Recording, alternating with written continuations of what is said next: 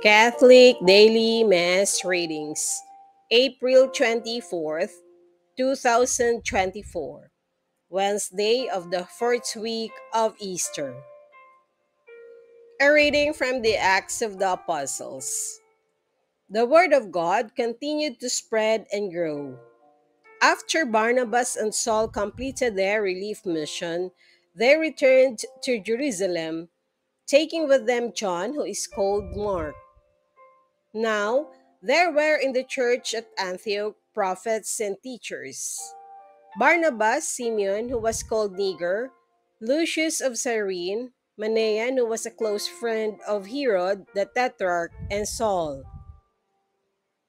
While they were worshiping the Lord and fasting, the Holy Spirit said, "Set apart for me Barnabas and Saul for the work for which I have called them." Then, completing their fasting and prayer, they laid hands on them and sent them off. So they, sent forth by the Holy Spirit, went down to Seleucia, and from there sailed to Cyprus.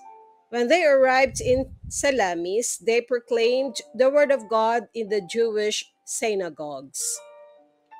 The word of the Lord. Thanks be to God. Responsorial Psalm. Let our response be, O God, let all the nations praise you. My God, have pity on us and bless us. May he let his face shine upon us.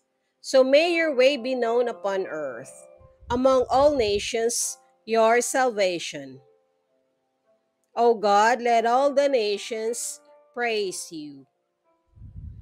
May the nations be glad and exult, because you rule the peoples in equity. The nations on the earth you guide. O God, let all the nations praise you. May the peoples praise you, O God. May all the peoples praise you. May God bless us, and may all the ends of the earth fear him. O God, let all the nations praise you.